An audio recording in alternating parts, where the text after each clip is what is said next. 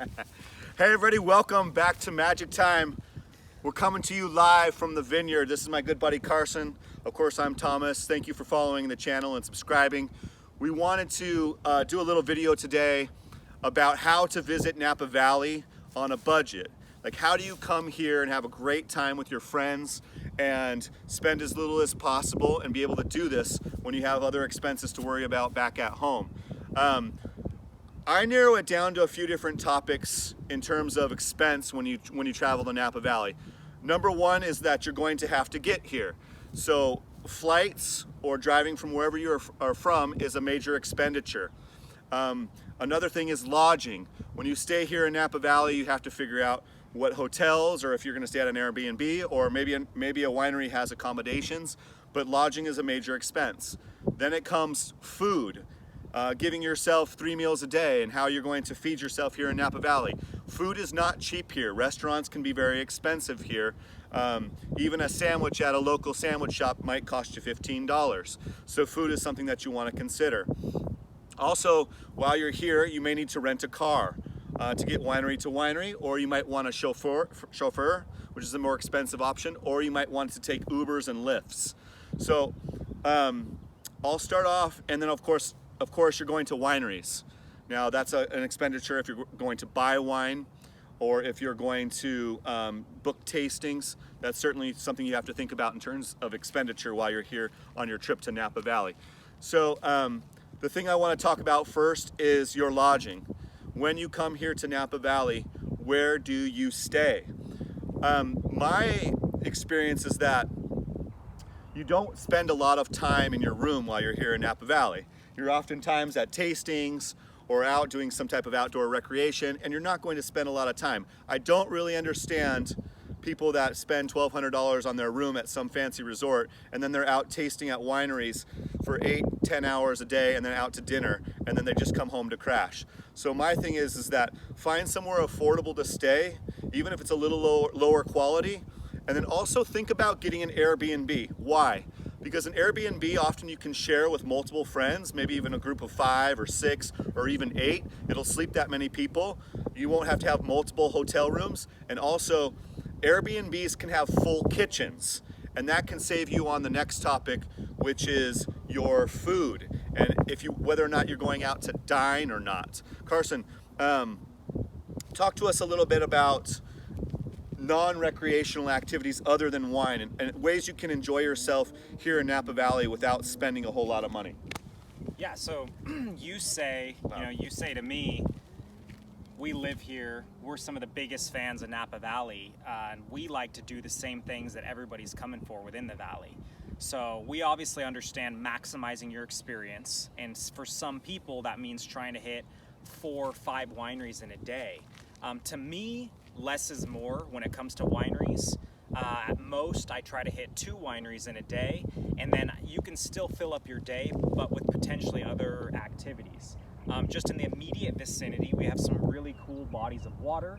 We've got the Carneros dock ramps where you can go down to be on the waterfront there. There's Lake Hennessy up above Rutherford, and there's some really awesome hiking trails both up in Calistoga and down even in the Skyline Park. Which is right behind us, right there. That's the peak of Skyline right behind us. So a lot of the magic of what Napa has to offer and the life cycle of the vine can not only be learned about at the wineries with those people, but don't be afraid to get out in the mix, get out into some vineyards, come up with some questions while you're looking at vines, and kind of take a difference at it. What's the difference between a vineyard here and a vineyard there? Or walk down some of these unknown paths, get to see what our local wildlife is like. Things of that nature can really contribute to the experiences that the wineries have to offer. Definitely reach out to me personally on a personal level if you'd like. Contact me through the channel, and I'll give you my personal email address.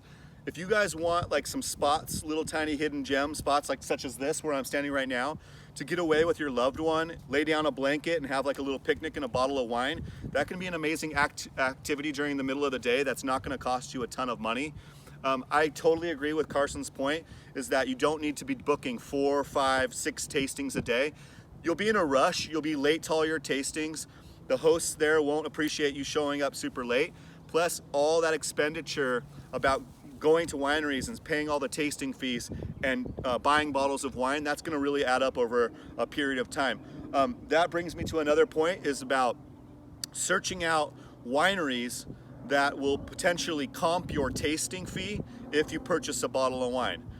There's plenty of them in the Napa Valley. All you have to do when you're making your appointments is call up and talk to the concierge and say, hey, we're really interested in doing a tasting there. What does it entail? How long is the tasting experience? How many wines are we going to taste? And if I purchase a bottle, will there be a complimentary tasting fee at the very end? A lot of them will refund your tasting should you buy some wine. That's another thing as well.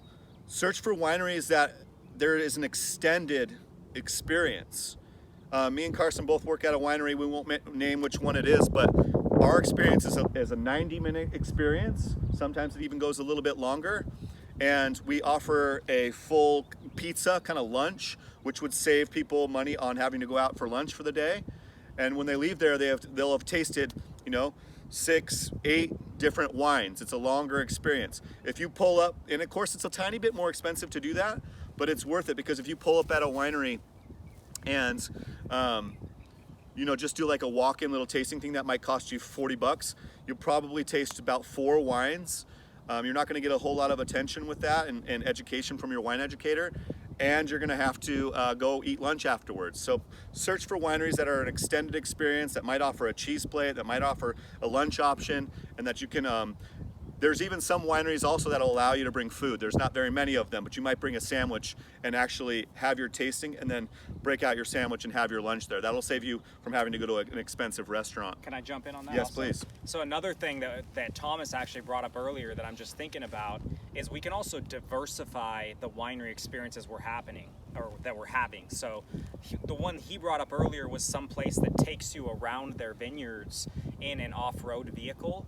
I also know that there's wineries that allow you to do horseback riding through the vineyards and other things of that nature. You got some that are up on the ridge that give you an overview of the whole of Napa Valley, and you've got some that are down closer to the bay, which is a completely different experience. So that's something too, rather than booking 4 or 5 wineries that are all within one location and offering the same thing, you can mix it up a little bit and therefore have different types of experience.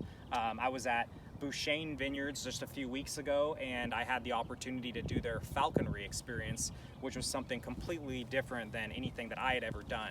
So there's still a lot of things that I'm learning about that are brand new to me as well, even living here within Napa. Another thing that I wanted to talk about is, of course, dining. Now, here in Napa Valley, we have some of the best restaurants in the country, but that's going to cost you a lot of money going out.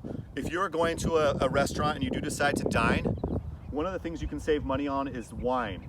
You're going to probably, as a wine connoisseur, want to bring a bottle of wine with you, because if you buy the wine at the restaurant, you're paying a 3 or 4 times cost margin on that wine, and that's going to cost you several $100s for a really nice bottle of wine. If you bring a Napa Valley bottle of Cabernet with you that you bought at one of the wineries, they'll often charge you a small fee, like maybe $20 or sometimes even less, to crack the bottle open for you, and they'll offer you stemware and everything, and it's just a small corkage fee. That'll save you a lot of money. I want to reiterate that if you stay at an Airbnb, that's a great opportunity to go to a local grocery store here, pick up some incredible grass-fed beef, and we have really quality ingredients here in the Napa Valley and in Sonoma County. We have the best produce. So if you want to procure a beautiful little dinner for you and your partner or for your friends, that can save you hundreds, if not even $1,000, if you do it several nights in the stay when you're here, is to cook at home for dinner. You can do your lunch out, and that's relatively affordable. You can do breakfast out here, that's relatively affordable. But for your dinners, if you could do them at home at an Airbnb, that would save you a whole hell of a lot of money. That pretty much sums up everything in terms of cost.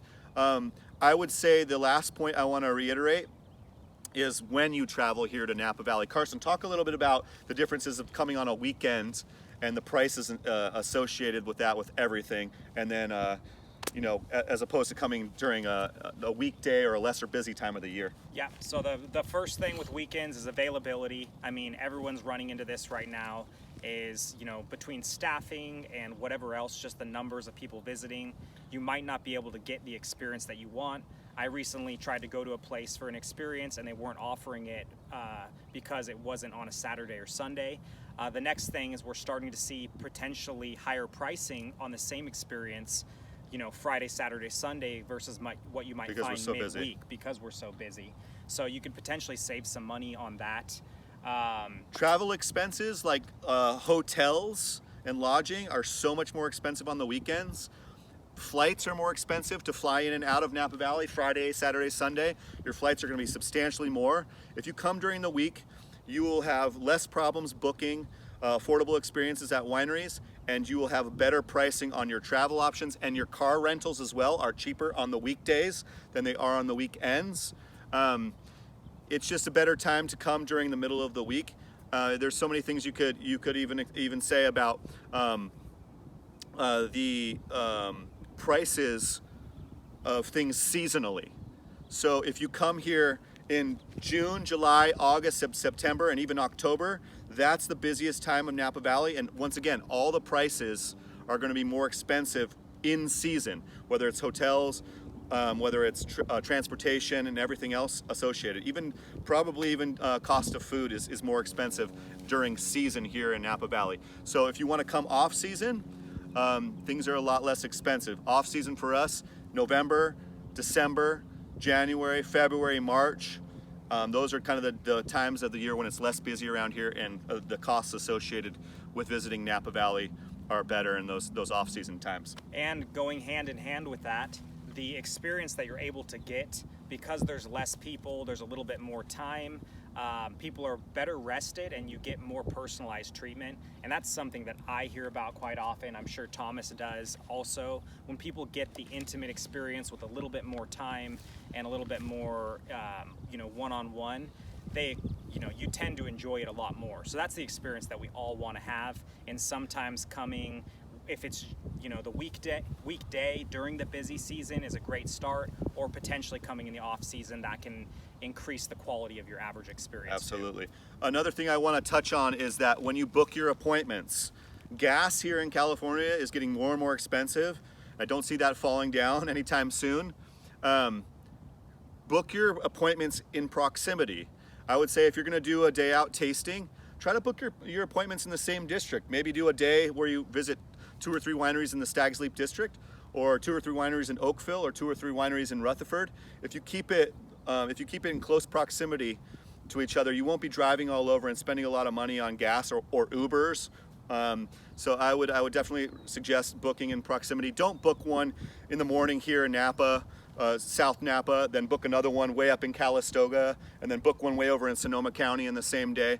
That's a lot of travel time. It's a lot of expenditure on gas. Last thing, and not least, is that be generous with your wine educators, the people that are pouring you wine from the get-go. Be generous with them in terms of your overall respect for their knowledge and your desire to learn about the products, because they're super passionate about it. But if you can slide them a $20 bill early on in the tasting and give them a little love, a little gratuity, they'll pour you more wine, they'll give you a better experience, a more extended experience, and they'll give you more of themselves. But even if you don't offer it up front, always be super generous to your wine educators. That's not an expenditure that's going to go wasted. That's something that's going to really add to your experience, and it's going to add to the overall enjoyment of your trip.